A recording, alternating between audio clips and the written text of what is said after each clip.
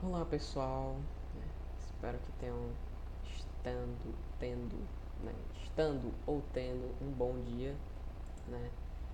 E bem, sejam bem-vindos a mais uma aula do método Pi, né? Combinatória, mais um episódio da nossa série, né? Mais um capítulo, né? Mas antes de tudo eu queria dar um agradecimento, né? Antes de começar, pelos primeiros 10 inscritos do nosso canal, né? Eu sei que parece pouco, né, para muita gente, mas para mim é uma marca muito importante porque significa que tem 10 pessoas que confiam no meu conteúdo e que estudam matemática junto comigo, entende? Então eu sinto que é para comemorar, né, gente? Vamos estudar uma. Hoje, né, a gente vai estudar uma das ideias mais importantes da análise combinatória, né? O princípio fundamental da contagem, né? Que é a regra que cria toda a combinatória.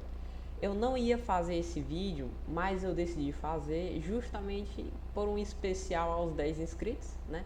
Então, ao invés da gente ter só 9 capítulos, a gente vai ter 10 capítulos agora, né?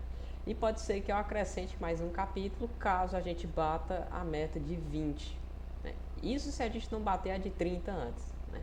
Então fica aí a meta, né? 20 inscritos ou 30 inscritos até o final dessa série, né? Eu vou ir postando um vídeo, um capítulo todos os dias, né? Então, se Deus quiser, vai dar certo, né? Então, vamos lá, né? Vamos começar. Aqui era uma palavrinha que eu tinha preparado para vocês, né? Dos primeiros 10 inscritos, né? Só um agradecimento da nossa equipe do Método Pi, que é composta por eu e Deus. Pois é, é uma equipe bem grande, aliás. Bem, vamos lá. Capítulo 2, Princípio Fundamental da Contagem, o famoso PFC. Né? Existe uma ferramenta tão importante que praticamente toda análise combinatória nasce dela. Essa ferramenta é o princípio fundamental da contagem. Se você domina o PFC, boas partes das questões de combinatória da UBMAP ficarão muito mais simples. O segredo é perceber que quase todo problema pode ser dividido em etapas. Quando conseguimos identificar essas etapas, a contagem deixa de ser um mistério. Bem, o que a gente sabe sobre o PFC? O PFC, eu lembro que eu ia falar com vocês. Eu falei um pouco sobre o PFC na aula passada, né? Mas nessa aula eu quero, né? Eu resolvi entregar o conteúdo mais mastigado, o melhor possível sobre o PFC, porque na última aula eu abordei com um pouco raso o conteúdo do PFC, né? Então, nessa aula eu quero desmistificar um pouco mais o que é o PFC e mostrar para vocês como o PFC pode ser útil em questões de análise combinatória, né? Então, vamos lá, né? A pergunta mais importante da combinatória é: quais decisões precisam ser tomadas, né? A nossa ideia pi. Depois de identificar as decisões, contamos as possibilidades de cada uma. Se uma tarefa possui várias etapas sucessivas, multiplicamos a possibilidade de cada etapa. Esse é o princípio fundamental da contagem, né, na fórmula do princípio multiplicativo, né? E agora vem um exemplo pi. Uma senha possui 3 letras e 2 algarismos, né?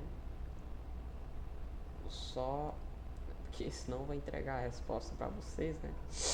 E não seria muito legal porque eu quero que vocês, né, exercitem, porque é importante vocês exercitarem constantemente esse conteúdo, né? Conteúdo muito importante. Então, vamos lá. Quantas senhas podem ser criadas, né? Essa é a pergunta dele. Então vamos lá. Posso escolher entre 3 letras e 2 algarismos, ambos não necessariamente distintos, né? Então eles não precisam ser distintos. Ele quer o máximo de senhas possíveis. Então, se a gente tem uma senha que possui 3 letras, né? Vamos colocar aqui o espaço para cada letra e o espaço de cada algarismo, né? Espaço de cada algarismo e espaço de cada letra. Beleza. Se eu possuo 3 letras, e as letras no alfabeto eu tenho 26 opções, né? Então 26 vezes 26 vezes 26, né? Vezes 9 vezes, vezes 10, né? Porque a gente conta o zero. Desculpa aí. Vezes 10 vezes 10, né? Não confunda com 90. Só ajeitar aqui para vocês não confundirem quando vocês... Lembrando que eu vou disponibilizar esse PDF aqui na descrição, ou nos comentários, perdão, né? E tem a senha, e a senha vai estar em algum momento do vídeo. Eu vou entregar a senha para vocês em algum momento do vídeo, né? Não sei em qual momento, mas vocês vão ver aí, vocês vão assistir o vídeo e vão pegar a senha para abrir o documento, beleza? Então, a quantidade de senhas que a gente pode fazer é 26 elevado à terceira vezes 100, beleza? E 26 vezes 26 é 36, 13, 16, 12, 15, né? Aqui dá 12, 1, 2, 2, 4, 5, 6, 7, 6, 7 e 6, né? Isso aqui vezes 26 de novo, né? Que vai dar 36, beleza? Isso aqui vai dar 6 vezes 7, 42, 45, 6 vezes 6, 36, 40. Isso aqui dá 12, 1, 2 vezes 2, 14, ou 12 vezes 7 dá 14, 15, 1, 2 vezes 2, 12, 13, né? Então 6, 7, de novo, 5, 7, 1, vezes 10, ou vezes 100, que vai ser igual a 17.576, 00, né? Porque a gente vai acrescentar duas casas decimais a ele. Então, essa aqui seria a quantidade de senhas possíveis. Esse número astronômico aqui, né? 1 milhão, tá aí, né? O nosso resultado, 1.757.600 senhas possíveis, né? E a gente vai para a nossa técnica Pi, né? Nunca comece pela conta, né? A gente começa pelas etapas, depois a gente identifica as decisões e depois conta as opções de cada decisão e depois a gente multiplica tudo dependendo do que a questão pedir, né? Ou seja, multiplica tudo dependendo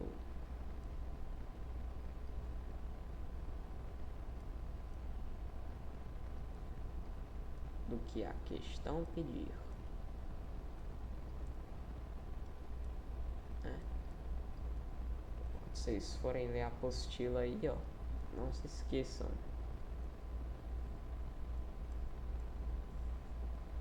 E essa técnica, ela resolve a maioria das questões iniciais da UBMAP, né?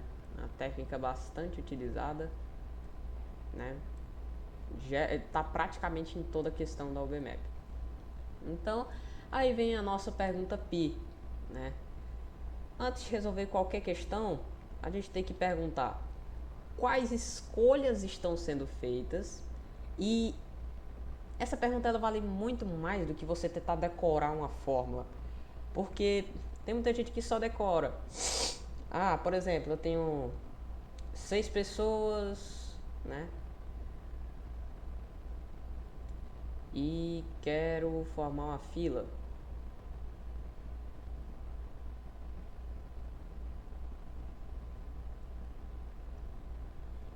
Aí eu sei, eu estou tentando me lembrar a fórmula, aí... Ah, pronto, é n fatorial. Pronto, aí n fatorial vai ser igual a 6 fatorial. Só que, gente, imagina você esquece a fórmula. E aí, como é que você fica? Né? Será que não valeria mais a pena eu ter tentado entender o conteúdo do que tentar decorar? Porque a OBMAP ela não é uma prova conteudista. Porque isso aqui é uma pergunta básica, tá? Porque às vezes cai na OBMAP, mas não é sempre, né? Questão fácil assim não cai geralmente, tá? Eu já vi cair no banco de questões, mas não na OBMAP propriamente. né? Pelo menos não que eu lembre.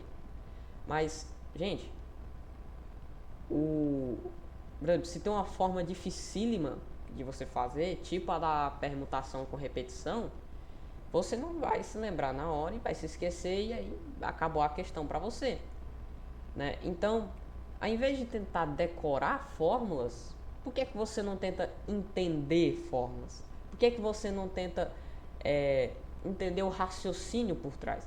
Porque eu já vi uma pesquisa, que foi até o Swin que fez ela, praticamente 100% das pessoas que fizeram a pesquisa, né, as pessoas que ele fez a pesquisa com medalhistas de ouro, tá? 100% das pessoas que fizeram a pesquisa disseram que elas tentavam entender o raciocínio por trás, ao invés de, né, ao invés de só tentar fazer. Porque quando você entende o raciocínio, isso aumenta o seu leque de questões e, consequentemente, vai te ajudar a resolver mais questões no futuro. Isso eu gosto de chamar de ferramentas, né? São ferramentas, existem inúmeras ferramentas, sabe? Milhares, 1000 formas diferentes de ferramentas diferentes. Então, pegando essas ferramentas, elas vão te ajudar a resolver outras questões, né? E por isso que é tão importante, gente, que vocês, né, façam de forma buscando entender o raciocínio ao invés de só decorar uma fórmula, né? Então, chegamos ao fim, né, do nosso PFC, né? É uma aula mais inaugural, né, uma aulazinha mais para vocês, né, entenderem melhor o assunto que eu queria tratar, né, sobre o PFC.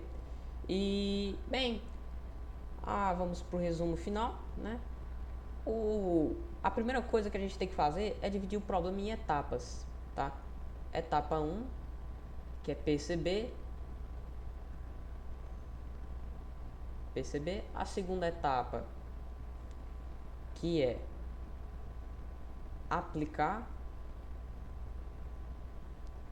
E a terceira etapa é multiplicar. Isso no PFC, tá? Isso no PFC. Não confundam, né, com a nossa próxima aula, ao nosso terceiro capítulo. Eu não queria dar spoiler para vocês, mas vai ser sobre o princípio aditivo, tá? Não confunda multiplicar com adicionar, tá? Então, considerando que a gente tem que dividir o problema em etapas, feito. Contar as opções de cada etapa, né? Como a gente viu lá no exemplo das letras e dos números. Multiplicar as possibilidades, né? O PFC.